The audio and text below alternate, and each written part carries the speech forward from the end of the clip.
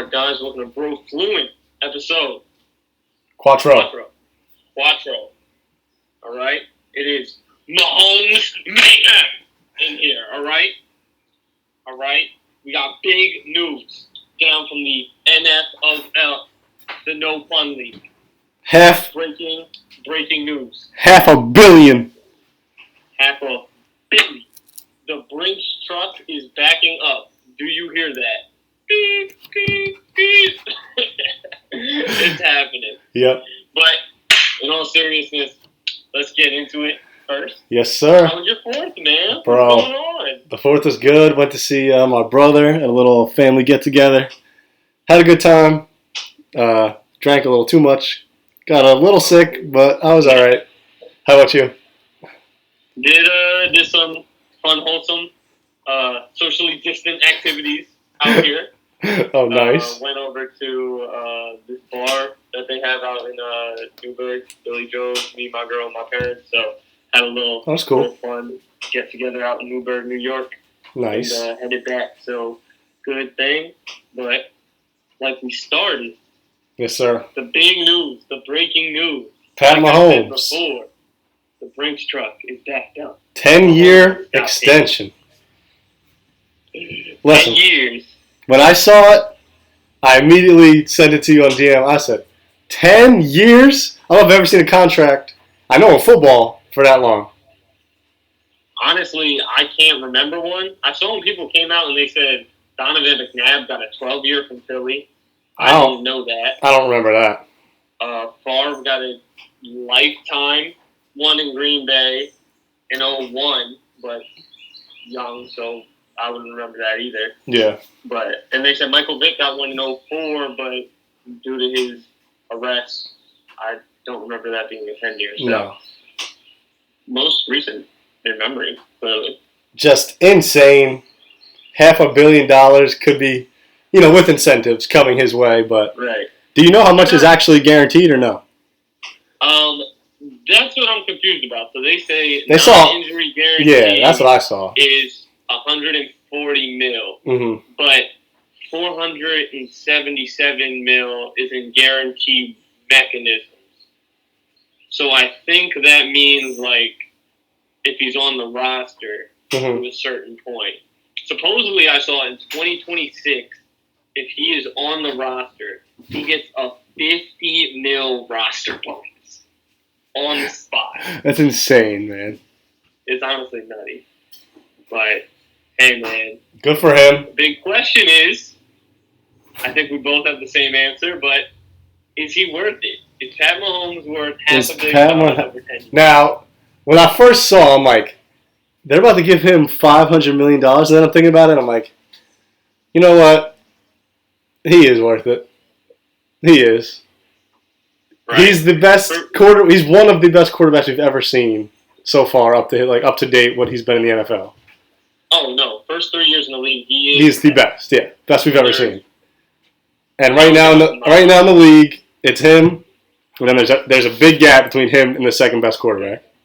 Right. Hands down. Everybody else. Just won a Super Bowl in his second season starting. Super Bowl MVP. I mean, everything's pointing up. Now, yeah. The only thing that I think, I don't know if it's going to hurt, but is that so much money goes to the QB now. How do you fill out the rest of the roster? Right. For me, I think this solidifies that Chris Jones will not be returned to Kansas City after this year. Supposedly he's expecting 20+ mil, which as a top defensive tackle in this league is attainable. Yeah. Maybe a little high, but attainable. Yeah. And I don't know where they're going to pull that money out of. No. Because I don't know how much Tyrann Mathieu gets paid, but I'm pretty sure it's pretty handsomely for that defense. I know Tyreek Hill's going to have a contract. Sammy Watkins. Sammy Watkins, he was threatening retirement before, so I don't know what his contract demands are going to be like. I don't know, but he's getting paid now, though. That's true, yeah. So I don't know what his demands will be like. Travis Kelce, I don't know his contract. Yeah, so I don't know who else you're going to pay, but then again, Kansas City has proven they can draft. Mm-hmm. So maybe that's their in. And the main thing was, let's keep Mahomes and Andy Reid together for as long as we can, because with them two, you're going to have a chance every single year, no matter who's surrounding them. And Andy Reid actually just came out and said today, as far as I know, that they asked him, do you plan on being with Pat the next 10 years? And he said, I don't have a hint of retirement in my mind right now. Mm-hmm. So if I'm coaching when I'm 70, screw it, we're in it. I'll go with Pat. Well, realistically, if you think about it, and you could see, or I definitely could see Mahomes just running the league for the next 5 to 10 years. Oh, 100%. I think that's been the big question now on ESPN and Bleacher Report and all that. Who would you take over the next 10 years in any sport? And they're saying Pat Mahomes, Mike Trout, Giannis, and the one that bothered me, someone put Zion on there. And that's premature to put Zion on there. But out of those three guys, Trout, Giannis, and Mahomes, I might go Mahomes still. Yeah. While Giannis is close, and Trout's in a sport that's probably not going to take a lot out of him physically. Yeah. I mean, I see those. I don't see anyone stopping Pat Mahomes' run. No, me neither. It's Lamar can get in the way. Yeah. Deshaun could maybe be an obstacle, but yeah, Deshaun might have a year. Yeah. You guys might have years. Here's the thing. I don't think he's going to win the championship for the next 10 years. Yeah, no. But I think he'll hold up. And I think an arm talent like that. Yeah, I think the deal both ways with a guy that special, it makes sense. Normally, you'd be like, no, don't ever do that. Don't sign that guy for 10 years. But in this case, I think it's a good move. The Chiefs just said, you know what? We're not going to screw this up. Yeah. We're not. No, we're just going to, here's a blank check. Put whatever you want on it. Mm-hmm. My name's signed at the bottom, and we'll work out the details later. Right. Man wrote $500 million. Yeah, $500 million, please. We're like, okay, yeah, all right, that's fine. Baseball money. Yep. It's pretty crazy. Right. Hey, man, I think the next most important thing that we got to get into is July 11th. July 11th. Fight Island is here, and big news. Big news. Dropping on Brofluent. Not really, but it's been around. Not really, yeah. Jorge Masvidal, for all you UFC fans, has cleared COVID testing, and will be fighting Kamaru Usman on July 11th in the main event. It's Gilbert Burns dropped out. So Gilbert Burns got COVID. Obviously, can't fight if you have COVID. Sucks for him. He was tearing it up on a 4 or 5 fight win streak. Deserved a title shot, but this is the fight that everybody wanted to see from the start. As soon as Usman beat Covington, and as soon as Masvidal beat Diaz, it was like, okay, these two got to fight for the championship. And with everything that's happened at the Super Bowl, when they were chirping at each other, Kamaru was like, do something.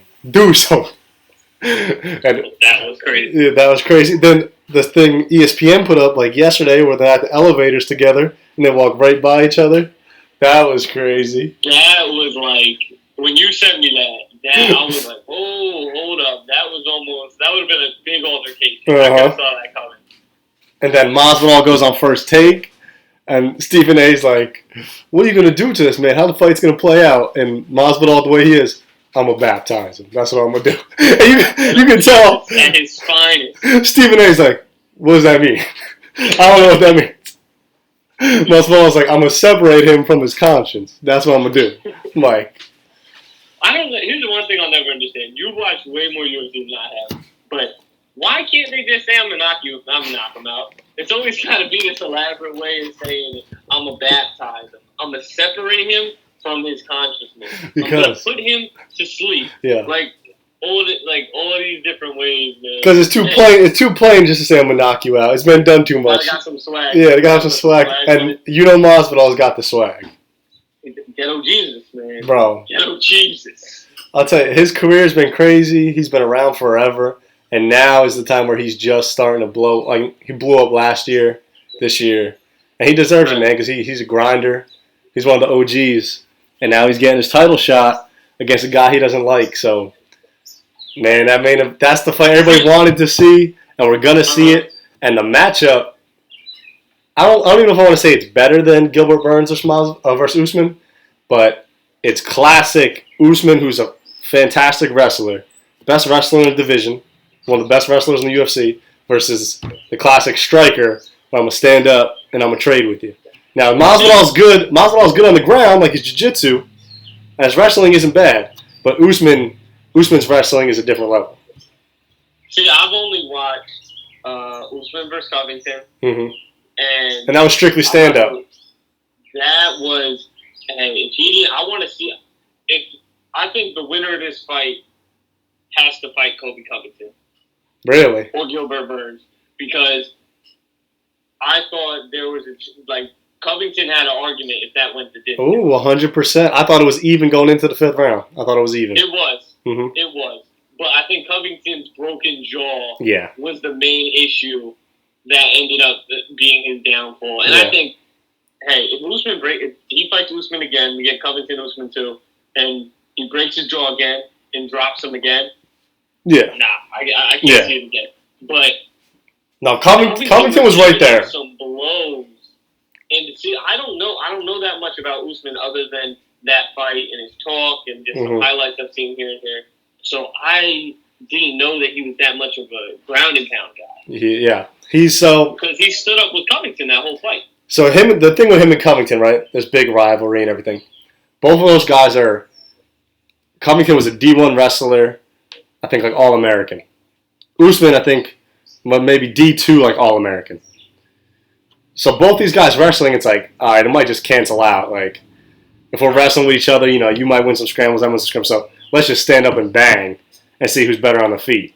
And it turned out that Usman was better on the feet, but it was this close throughout the whole fight. Slim margin. Yeah, slim margin. And Usman put him away because if you see Usman, that is the biggest 170-pound man you have ever seen in your life.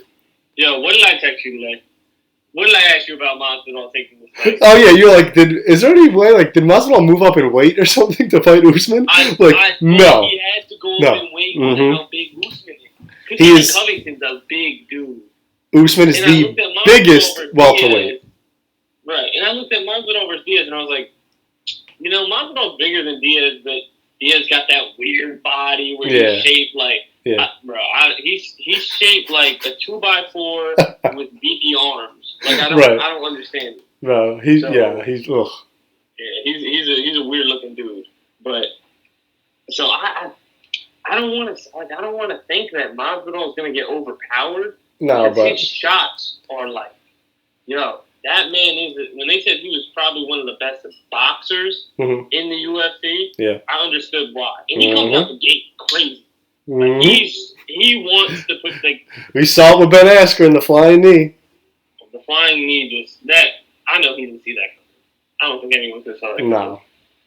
The thing is, people will say this, right? People who don't know MMA or something, they'll be like, "Oh, that's luck. Like you just ran out, you threw a knee." What you understand is, Masvidal knows I'm gonna rush him. Ben Askren is known as a wrestler, like one of the best wrestlers ever to come into the UFC. That's why everyone was hyped when he came to the UFC.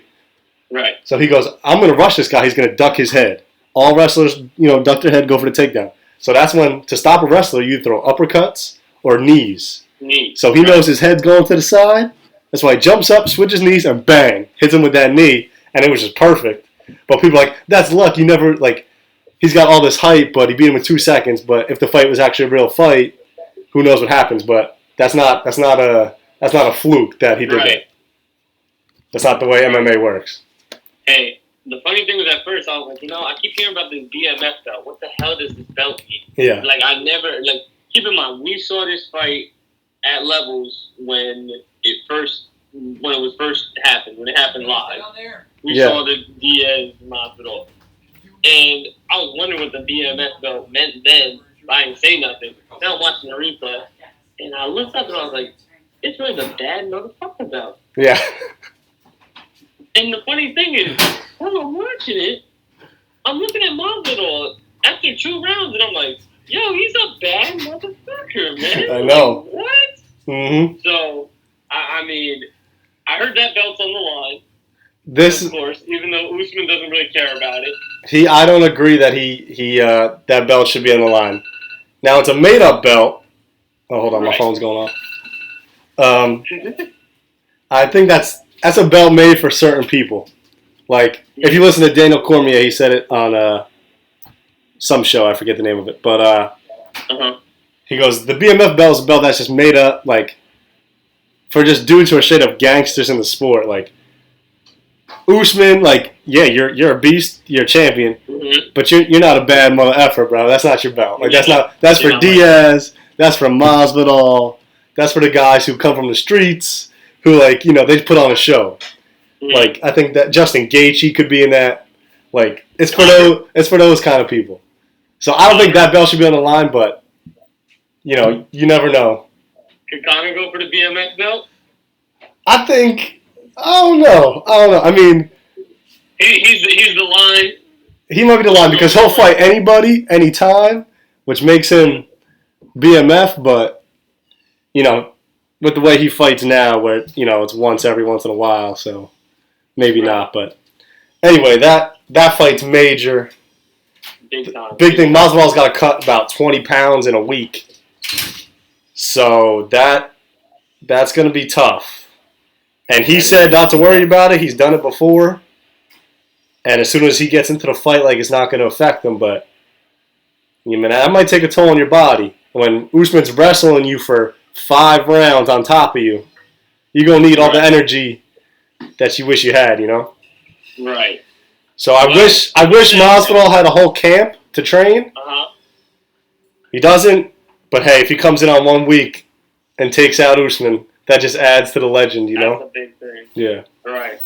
Speaking of that, man, it's time to go into the Fight Island predictions. Yeah, let's do it. We're going to do some we're going to just do the main card, the championship fights. Right. Because the first 2 fights are girl fights, and we don't know that much about them. We know Paige Van Zandt because she's supposed to be like the blondie, the MMA fighter. And then the other fight's actually going to be a good one with Rose Namajunas or something. She's a beast. But we're just going to do the championship fights because we know more about that. I want to build some anticipation to the main fight. Yeah, of course. I want to start with Jan and Aldo. Jan and Aldo. So you got your boxer with Jan. He's on a 6-fight win streak. Just beat Uriah Faber against Aldo. But his second fight at the new weight class. Told you this was the hardest one for me to pick. Because I don't know much about Peter Yan. I know Aldo's a legend. And I believe Aldo's the underdog. And I'm going to go with the underdog for this one. I'm going to say Aldo. I'm going to say Aldo wins by decision. By decision, okay. Yeah. I can see that. From just watching Peter Yan fight Uriah Faber, and some of Aldo's last fight, I could see that Aldo got tagged in the first round, and my heart dropped for him. Yeah. I was like, oh, he's going to fall again. He's got this history of getting knocked out now. So it kind of panicked for me. And Jan, in the first round of his fight, I was like, yo, what are you doing? Like, you're just playing defense. Like, not doing much. In those second and third rounds, he beat Faber's ass. Yeah, he did. Now, he did. In the defense of that fight, Uriah Faber is 40 years old, and he's got that straight, like, he looks so different now. He literally has that old head, I go to the gym and cardio man body, like packed, strong. Right. And he wasn't built for that. But I said, in the end, I'm going Peter Yan in 4.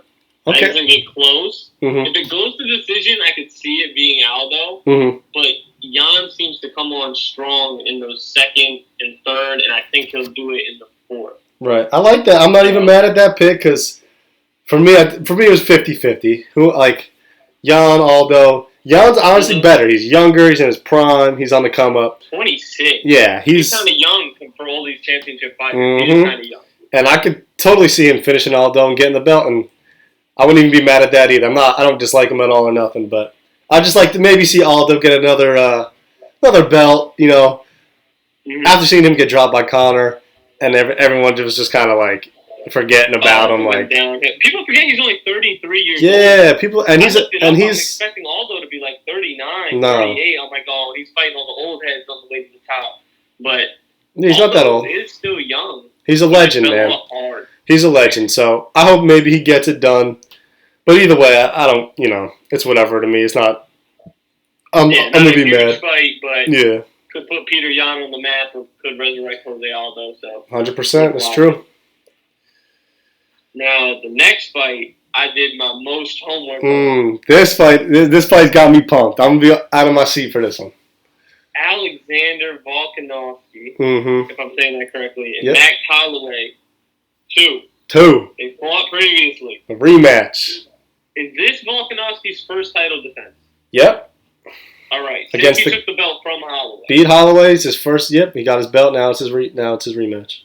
This was the easiest to watch, the easiest to analyze, from it, because I have a fight between them already. Right. Yeah. So for me, it was like, okay, we're gonna look deep into this one because all the evidence is right in front of you.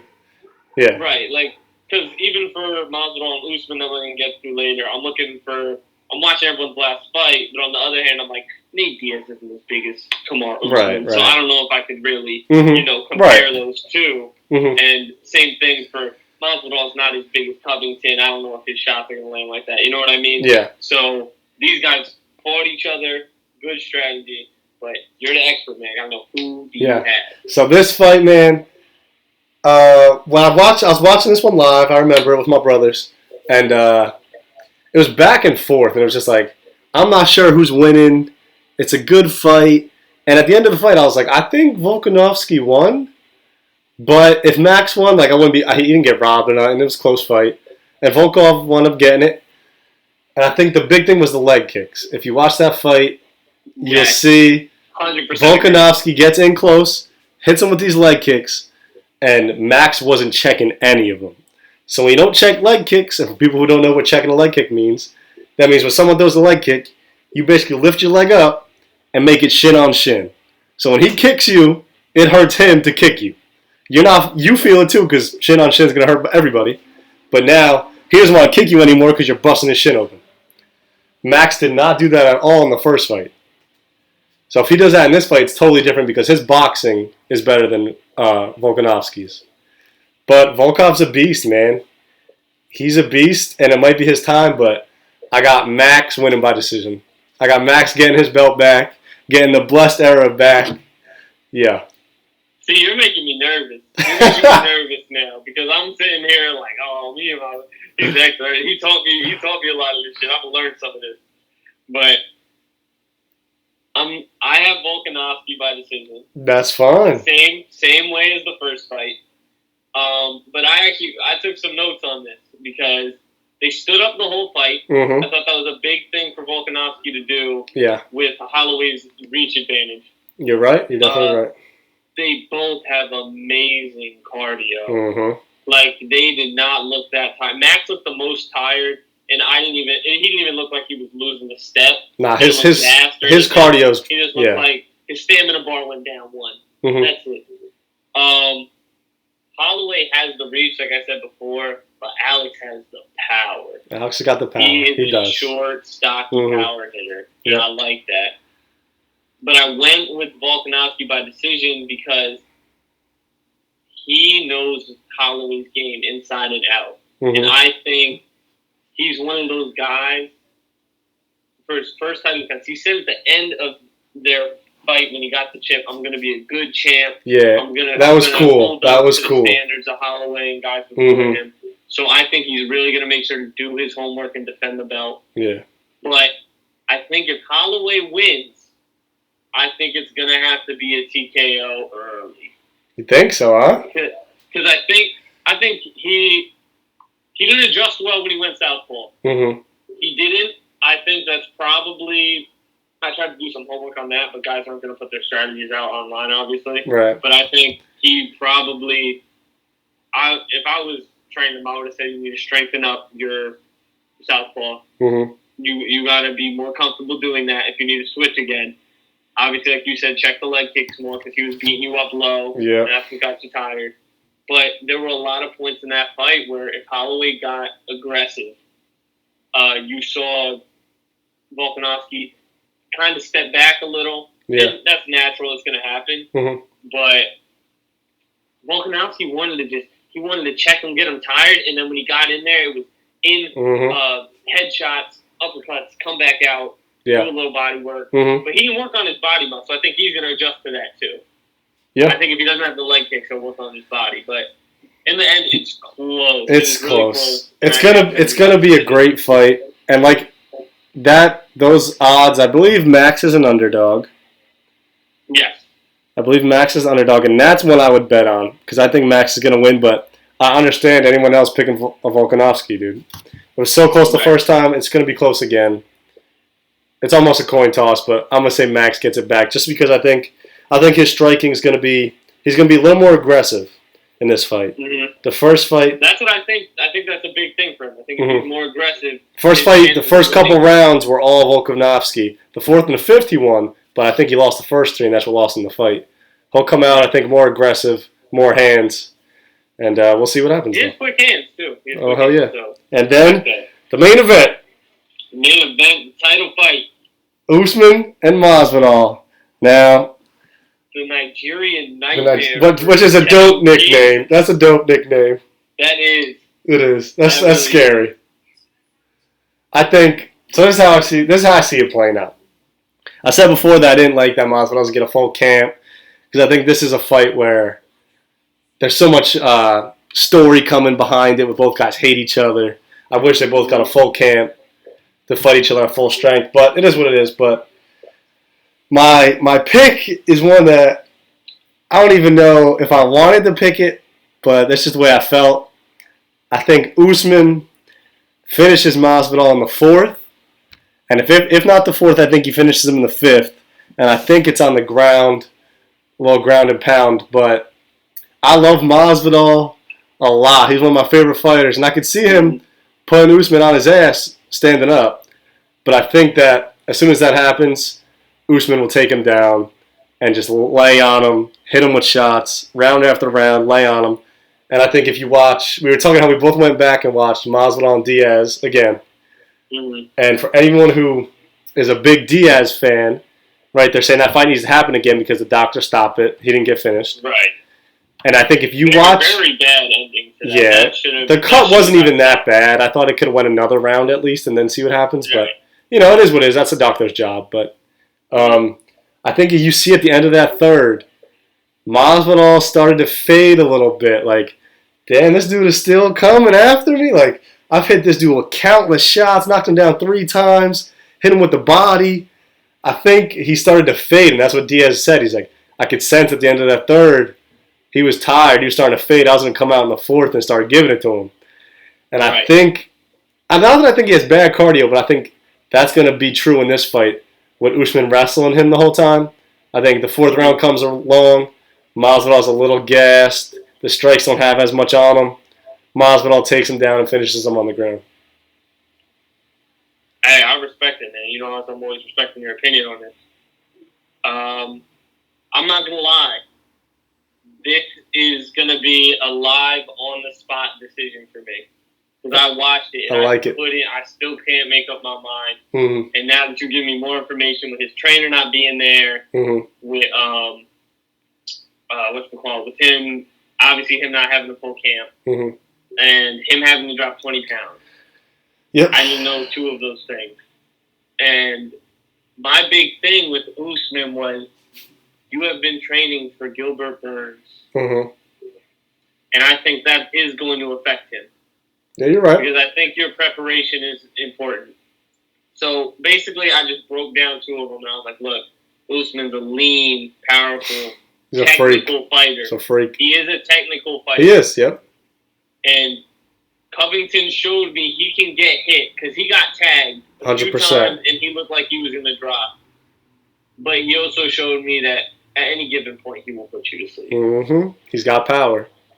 And now that you've told me that he is an even better ground and pound guy, that scares me a little more. Because if I'm Masvidal, I do not want to go on the ground. No. He didn't even want to go on the ground with Diaz. No, he didn't. Yeah, he didn't. So now the Masvidal's benefits for me were he's unorthodox. Mm-hmm. I think Usman benefits from a technical fight. Definitely. I think the more that we're just trading punches and standing up and getting down and getting in real technical UFC, I'm gonna beat you because I'm a more fundamental fighter. Right. Masvidal is also a power puncher. Mm-hmm. He'll put you on your ass. Those shots are hard. Mm-hmm. And he wants a quick fight and a quick knockout. Mm-hmm. So he comes out the gate. So it's tough, man. It's a tough fight to call. It really is tough. I don't want to hedge my bet, so I'm not going to. I really want to, but like half of me wants to, half of me doesn't want to be fair. But I'm gonna say Usman wins in 4, like you said. Mm-hmm. Because the more I look at it, if the fight ends in the first 3 rounds, I think Masvidal won. Yeah. If it goes to decision, I think Usman's winning. Mm-hmm. And if it goes 5, I mean, that's longer than I expected it because I think he'll be gassed by the 4th, like you said. Yeah. Especially if he gets them on the ground. I think he's just so big of a man. I don't see much takedown defense happening. It looks like he should be a middleweight with how big he is. Yeah, I genuinely thought Masvidal was going to have to come up weight. So him shedding weight scares me even more. Mm-hmm. Because it's like, what, like... Usman is the biggest welterweight you've ever seen. 100% cut. He's cut. He's 170 pounds on a scale. On fight night, he's probably like 190 because he fueled up, but he's 170 on the scale. And Masvidal's going to have to come down to 170. Mm-hmm. And then how high is he going to get? Fluctuating your weight like that. Yeah, who knows? Want to get heavier before the fight if he's coming in at 190. Mm-hmm. So let's say you come in at 180, 85? Yeah. At best. Yeah, it's like I said. I wish I had a full training camp, but it's still going to be a great fight. And I think this is what I think people got to get in their minds about this fight. And this is why I think Masvidal keeps telling everybody, "Oh, it's not going to last more than a round." I think. I don't believe that. No, I don't believe that either. But I think when you take a fight on short notice, you can't, unless you've been training hard, but you haven't been training as hard as if you had a fight. But you can only get in a certain amount of shape, like you can't be in elite shape in a week. And obviously he's in some shape. He's not just sitting on his couch. He's still training everything. But I think he's going to come out in the first round, especially in the second round, with hands thrown. I'm trying to finish you in these first 2-3 rounds so that I don't got to worry about my cardio in the 4th and the 5th. If I can get you out of here, I know I'll be all right. But I know if this goes past 3, I've only had a week of training for you. I'm going to be in trouble in the 4th and the 5th because I might not have that tank on me. But right. And seeing those punches Usman caught from Covington, I don't want to say Jorge's punches are weaker. I think they're just as strong. Yeah. But Usman did eat He can take a punch. He can take a punch. So I think if you're going to be eating your punches in the first 3 rounds, you're going to have to catch him with some of that Jorge Masvidal wild shit that no one expects, that unorthodox. You're right, man. You're right. Flying knee, high kick or something. It's so good to hear you talk UFC, man. You're getting smarter. You're learning something. I'm it's good. I'm really it's good. paying attention. I've been trying to tell people, get on the wave, man. It is the wave to hey, we know how big of a hockey fan I am. It hasn't passed hockey for me, but especially with no other sports going on. Get on the wave. It's past baseball for me. Oh yeah, 100%. 100%. No disrespect to anyone who like baseball, but hey, it's too slow. I'm gonna take the fight. Yeah. Right. So, hey man. All right, speaking of lists. Yeah. Speaking of lists. We got to get after one of our lists again. We made one. What was that? Last week or 2 weeks ago? Last week. Last week?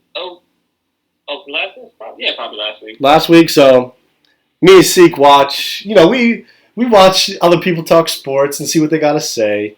Colin Coward, Max, Stephen A., all the famous guys. And we'll send it to each other when we think, this is interesting. Like, we can make a list like this, but, a little better, we think. So, we're making fun of Colin's arm talent list because that was atrocious. That was bad. So, if you've seen the past episodes, you see. Capital bad. Yeah, you saw how bad that was. This week, he came out with his top 10 AFC QBs, now that Cam Newton's, in the AFC with the Patriots. And I sent it to you when I first saw it. And it's not a bad list. We're not coming at him this week. We're not coming at Colin this week. Not crazy. Not crazy. But we think some things should be switched. We made our list. We haven't shared it with each other. So it should be interesting to see where we're at with top 10. We're going 1 to 10. We'll go 1 to 10 because we'll most likely will have the same guys in the top, 3 to 5 area. Oh, yeah. All right, so start off number 1. Start off number 1. I got Ryan. I'm playing. Chill. Moneybags. My homeboy. Patrick Mahomes. City Chiefs. Yep. $500 million in his pocket. Obviously, he's number 1. Number 1 the whole NFL. He's going to be number 1 in the AFC. So, number 2, now, you might think this was an easy one. I thought another guy had a chance at it when I was really thinking about it.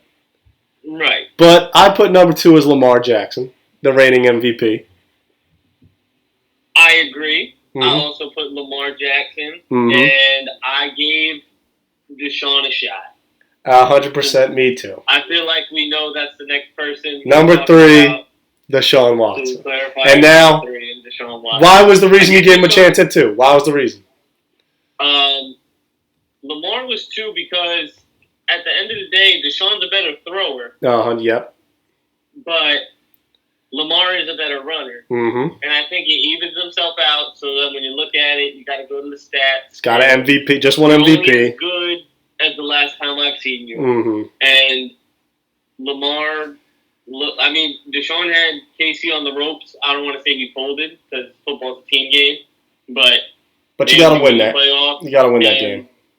Right, and Lamar underestimated the Titans, but the season he had was unbelievable. Yeah. And I had to put him over Deshaun. It's narrow. I'm happy you say that, too, because I was listening to some other people saying, Lamar's easily the second best quarterback. And I'm like, no, I don't think so.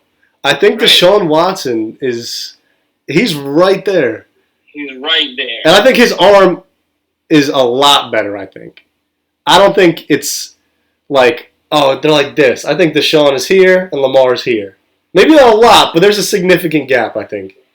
Right. I think there's a gap where you can tell. Yeah. I don't think it's dramatic because I think Lamar really does have an arm. Mm-hmm. It's just how the ball comes out sometimes. Right. It comes out wobbly sometimes. Mm-hmm. Sometimes it's like an overthrow. But it doesn't really seem like it's in the position to be intercepted or be a turnover. It's just, hey, I missed that one. Yeah. Deshaun's not in that area. He's not really missing as many throws. But Deshaun as a runner is good. But he's not Lamar. Probably one of the top in the league. Yeah, but he's not Lamar. It's the same gap that Lamar has. 100%. It's noticeable, but... And that's why we have the same 2 and 3. Yeah, so... All right, this one I think... Interesting. This is where I think we're definitely... I don't think we're going to have the same guy here. Who do you have at 4? I caved. You caved. I watched 2018, and while I think he's regressing, I put Ben Roethlisberger. Let's go! I got Big Ben at 4 too, and I knew you were hating on him, so I did not think you'd have him at 4. But I'm happy you came to your senses. What I did with the whole list was I took an original list. I made all the QBs in the AFC. I put them how I just think first off rip. Right. Ben was still 5 off rip. Mm-hmm. That's what I thought. But when I watched 2018, I was like, damn, it really wasn't as much of the AB show and the Juju show as I thought it was. And he has great weapons. Yeah. Great weapons. But he can sling it. The first 2 games of 2019 when he got hurt, and he looked the same. Yeah. He like, before his injury, looked the same, and I still think he's regressing. Let's not get that. I agree. I still think he's regressing. Mm-hmm. I just think it's because he's in that Eli Phillip Rivers draft. Yeah. I think this injury might have bought him an extra year. Mm-hmm. I mean, it's a big injury with his elbow. I'm pretty sure it's his elbow and shoulder, but it's in his throwing arm. So I want to see how he comes back from it. But I think the time off gave his body an extra year to heal, mm-hmm. and maybe he'll come back the same. Yeah. At least at the level he was last time. Yeah, I think he's going to come back, throw for a lot of yards, throw for a lot of touchdowns like he normally does. And I'm happy you came to your senses on that. I was nervous. Thought you were going to have my man dropping a little bit, but... It took the tape to convince me. All right, at number 5, I'll tell you who I got. At number 5, I got Superman Cam Newton, the new New England Patriot at number 5. We got the same top 5. Oh, you got the same... Oh, my God. We got the same top 5. I did not think we were going to have 4 or 5 the same. And this is the person we thought Colin disrespected. Yeah, 100%. He put Cam at 6. He did put Ben at 4. And originally I was like, damn, Ben at 4? But now the funny thing is when I watched Cam, I expected him to blow Ben out of the water. I was like, I just saw Ben Roethlisberger. This is going to look good. Watch how good Cam looks. Yeah. And I watched Cam 2 years ago, so 2018 again. So he was hurt last year. And I watched a little of last year. He improved as a thrower. He was throwing it a little better than he was in 2018. But in 2018, it wasn't the Cam Newton I thought it was. And I hate to say this, but it did bring expectations down a little for New England. Mm-hmm. Not for the Patriots, because I'm a Jets fan. I know we're going to lose them anyway. Yeah. But it brought him down for Cam Newton, where I was like, hey, maybe come back with Player of the Year still there. Got faith in that. Maybe slow the roll on the MVP talk. Right. I think he's gonna come back crazy, but I want to make it realistic for him because I don't want to be completely disappointed and be like, oh, he didn't throw for 40 TDs and run for 20. Like, yeah, I don't want to give him the crazy expectations. But last time I saw him, he was good, definitely better than the rest of the QBs on this list. But him and Ben are battling that spot. If it was Madden, Ben's the 89 and Cam's the 86. I agree. It's close. I like that, yeah. It's close. All right. Now, if we got the same 6, this is going to start getting weird. I think at number 6, I don't think you're going to have the same guy here. I got Baker. I don't have the same guy Okay, here. I'll tell you why I got Baker number 6. People want to hate on Baker right now because he has a lot of weapons. He didn't have the greatest second year. But I think his accuracy is still better than a lot of the other AFC QBs. I think he's going to have a good year this year. He was number 1 pick for a reason. And I know people are going to bring up, or you're going to bring, I'm not going to say their names, some other QBs that are in his class. But I think the year he's about to have is going to be better than his contemporary, so I got him at number 6. Okay. I don't have him far from there, but I felt after 5, there's a gap. Yeah, I agree. And I think the next 6 guys, actually, because even I'm going to mention my 11th guy and probably my 12th guy, too, just at the end of it. Right. But the gap between these guys is very slim. After 6, in my opinion, because I think 6 is clearly above the next few. Okay, who's 6? And it's Josh Allen. Oh, my God, I knew it. And it's only because I watched last year's tape. The issues with Josh, I know, is his completion percentage. He only has a 59% completion percentage, which is under 60, as most QBs in the league QBs do. Mm-hmm. But the way that offense is built for him and the throws he makes, I'm giving the offense credit. I give Sean McDermott more credit than I give Josh Allen. But I just see him growing and succeeding in that. Yeah. I thought Colin put him at 5, and I thought that was crazy. But 6 isn't too far off, and I think he's going to have more staying power than the next two guys on this list. All right. I think that's what I thought you were going to have there. I'm not a big Josh Allen fan. Haven't been since he was drafted. I know he's got a big arm and can throw it the length of the football field, but his accuracy isn't great. His completion percentage isn't great. I think he has talent, too, in Buffalo. Their defense is always good every year. I think he has some weapons. I mean, not the greatest weapons, but, I think he's been a little... Guys, he might be something. I don't necessarily think that. I think Baker still has accuracy over him. But I understand it. He had a better year last year than I expected him to. So I'll give him credit. I don't think he's gonna ever become an elite quarterback.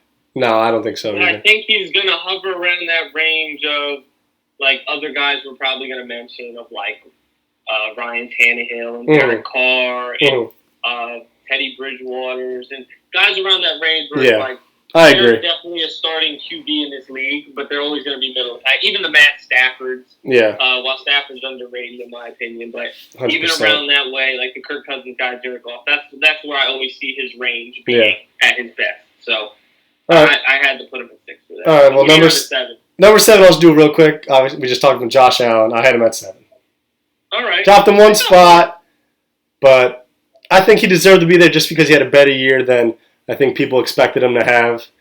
So I put him at 7 right behind Baker. I went Ryan Tannehill. Oh, my gosh. And it's because I'm not gonna sit here and say he's a one-year wonder. And that's only because I have faith in a man improving, and I think he deserves the respect of what he did last season. The Tennessee Titans were dead in the water with Marcus Mariota. And they ended up going to the AFC Championship game on the back of Derrick Henry. I admit that. But I think Ryan Tannehill and that play-action offense will only produce more success in the future. I don't think he's worth the contract they gave him. Don't get that wrong. I think he's worth the Kirk Cousins contract at best. But I do think, based off last season and based projecting into the future, I think Ryan falls at 7. You done yet? Because that is nonsense. Nonsense. I think Ryan Tannehill, as Colin Cowherd, I did agree with him on this part. He's not even on my list. When I think of Ryan Tannehill, I think of the most average quarterback. I don't think he's very good. Tennessee Titans were stacked. Derrick Henry put the team on his back, and I'll carry y'all into the end zone. And I get it. You want to say he's winning games. I understand that. But to me, he doesn't have the skills to be on my list. But that's okay. It's why we have different lists. But see, I have him. I think he's very Josh Allen-like. He could run with the ball. He makes the right throws. He puts it in the right spots. He's hitting guys in the chest. Okay, I know A.J. Brown is very talented, but outside of A.J. Brown, that is not a very talented receiving corps. No, it's not. So I don't want to give him credit for the weapons. The defense line isn't the best. It's not bad at all, but Taylor Lewan is the best offensive lineman on that line, and he was one of the most penalized penalized left tackles in the NFL. Mm-hmm. So the fact that they were, I think they were 2-4 with Marcus Mariota, who is a more talented quarterback. Yeah, 100%. When it comes to God-given ability than Ryan Tannehill. Yeah. And then he just comes in there and just is a perfect fit. I just think the man deserves this credit. That's fine. Think what you may. But, okay, I knew it, dude. I just knew it. It was going too well to be good. All right, at number 8, you might have this. You might find this shocking. Maybe not. I got your boy, Sam Darnold, number 8. Hey, respect. The New York Jets. I think and I'm gonna say this. I wanted to put him ahead of Josh Allen, but because at the end of the year, Sam was balling. Mm-hmm. He was balling for the Jets with nothing around him. L. Bell, yeah, but Jamison Crowder, nothing around him. Coaching, not good.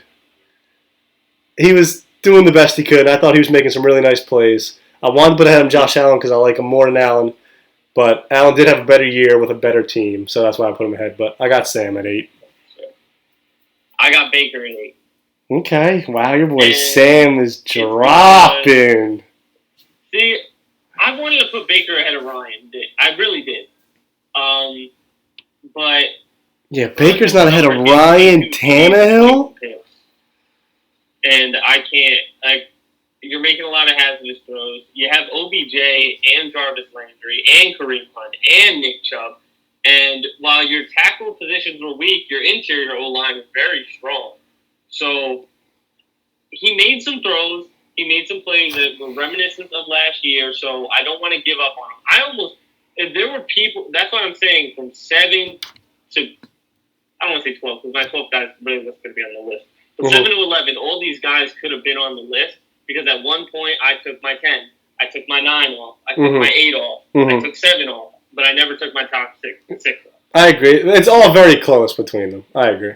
Right. And Baker just, he's got something. He's a starting QB, and I think the difference is, and I hate to say this, because the difference is between number 9, but it's the franchise and what they're willing to put around him and what they want to invest in him. And while Cleveland's not a historically good franchise, I think they're heading in a better direction, and we'll see what Kevin Stefanski can do. Because I attribute a lot of the blame to Freddie Kitchens. All right. I hear you. I think you're sleeping on Baker a little bit, but I hear you. All right, number 9. This guy wasn't on my list when I first made it. Just like you said, I'm thinking of guys off my head. Then I'm thinking, am I missing anybody? I look it up, see the list of the QBs, and he was 10. Then I'm like, I'm going to move him to 9, and that's Derek Carr. I got Derek Carr at 9. People forget a couple of years ago he was in a running for MVP. He's got arm talent. He can make throws. He can throw on the run. We know the Raiders have been a mess now for the last couple of years.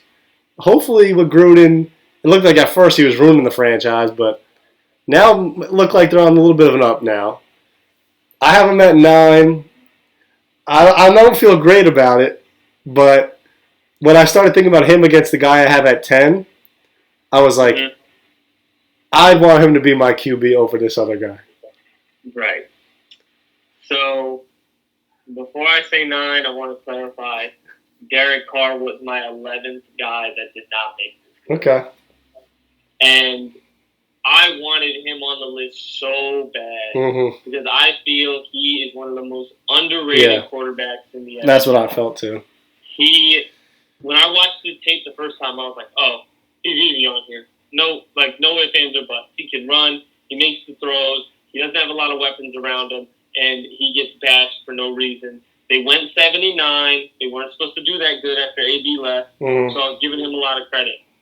But I watched these next guys 3 times each, and they're 15-minute videos, so it was long. But when I watched him the last time compared to the next 2 guys on my list, I saw a lot of screen passes. I saw a lot of short plays, and I was like, you know what? These other 2 guys could make those plays, and they wouldn't really feel much of a difference. Well, I don't feel he can do the things these next 2 guys can do. So number 9, I got my boy Sam Darnold, and it is by a hair. When I watched the tape the first time, I saw Sam and I went, "That's it." That's your boy too, man. I have his jersey. What do you there's got to be more to this. And then I watched again. And I was like, he's making some crazy throws. And that's why he gives me heart attacks all the time, because he has the talent, but he's just throwing it to people that can't get separation. And his old line does not block for him at No, they're shit. They are shit. At all. If he's in a shotgun, he gets the ball and he has to start running. It's like no one's there. But Sam Darnold can make a lot of throws that a lot of people can't make. And for me, that puts him at 9, above the next guy. And he is behind Baker by a smidge. Because, like I said before, Tannehill, Baker, Darnold, Carr, and my next person all came off my list at one point. So these guys are separated. Yeah, it's inches between them. Hopefully he has a big year because I need to see more for him to fully be my franchise QB. I need, with O-line help and some decent receivers, I need to see more, and I hope he does it because if Jamal's leaving, I need someone to hold on to. Because I'm telling you right now, Le'Veon Bell is not going to be there longer than 3 years. Yeah. So hopefully Sam locks it in and proves me wrong and hops over the next few guys. But at number 10, since I mentioned it a bunch of times, I got your guy, Phillip Rivers. And Phillip, I was mad at Phillip's tape the first time I watched it. Because it didn't feel like a Phillip Rivers highlight tape. Nope. It felt like a Keenan Allen, a Mike Williams, and an Austin Eckler highlight tape. Right. But he still got something in that arm. He was throwing a lot of underthrows at the end of the season. But I think that was just the season beating him up. Yeah. They were losing close games. His O-line wasn't holding up for him. And hopefully, when he gets to Indy, that jersey's not going to get dirty. No, it's not. He can find T.Y. down the field because he does very similar things to Keenan Allen. So I got Phillip Rivers. At number 10, I kind of hinted at it before, saying I'd rather have this guy be my QB than this guy. And I got Phillip Rivers at number 10. He deserves to be on the list because he, in his prime, was a top 5 quarterback, like in the conference. Threw for a lot of yards, a lot of touchdowns. We know about his struggles once the postseason comes around. But now, and when you watch his tape at the end of the year, it looked like he was throwing a medicine ball, not a football. It was short. It was short, and you know how depressed it makes me that he's the Colts quarterback and Cam Newton isn't. But, I mean, I have hope for him. In the beginning of the year, I bet you he has good games. But I know halfway through the year, it gets cold. Indy's not the warmest place. I know we play in a dome, don't we? Anyway, I think we play in a dome. You do play in a dome. Just kidding. We play in a dome. But it's not going to be good by the end of the year. I just know it. And I feel like I'd rather have Jacoby Brissett as a starting quarterback. I was about to ask you that. So would you put Jacoby on this list ahead of Phillip? I wasn't going to just because I understand what Phillip Rivers has done. But if I'm saying who I want as my quarterback, I'd rather have Jacoby Brissett start over Phillip Rivers. I would. Let's make that. But now, I would rather have Jacoby Brissett over Phillip Rivers. And that's gotta be it now. But he's at 10 for me. I'm showing love to my Colts. I hope he has a good year. I don't have much faith in it though. Right. Well, hey man. Only other guys that competed, like I said before, Derek Carr was close. He was on the list a lot. Drew Lock's tape isn't bad. I just need to see more. It's only 5 games, 4-1 as a starter, so it's good. I thought about putting Joe Burrow on here. I really did. I was like, you know what, man? If it's QBs you want, like QBs you're taking to start a franchise, maybe. I was like, hey man, if these teams don't turn out good, I might throw Joe Burrow at 10. Mm-hmm. But yeah, man, and I feel I found the perfect comp for Sam Darnold finally. It took me a while. We went from far down to other people. Yeah. Now he's just his own guy. The tapes that were really similar, and I hate to say it because we just talked about them. Darnold and Phillip Rivers' tapes similar right now are so similar. In his prime, that's fine. Exactly. So I'm happy if he turns into Phillip Rivers. Well, so for people that don't know, when me and Sika lived together at school, we watched football Sundays on the couch, and Sika would go, say it was week 5, Jets play whoever. Sam has a great game. Sika's up screaming, Sam Darnold's next Joe Montana. This is our guy. This is our guy. Next week, Sam throws 3 picks. Man, get this bust get him off the team. This kid's trash.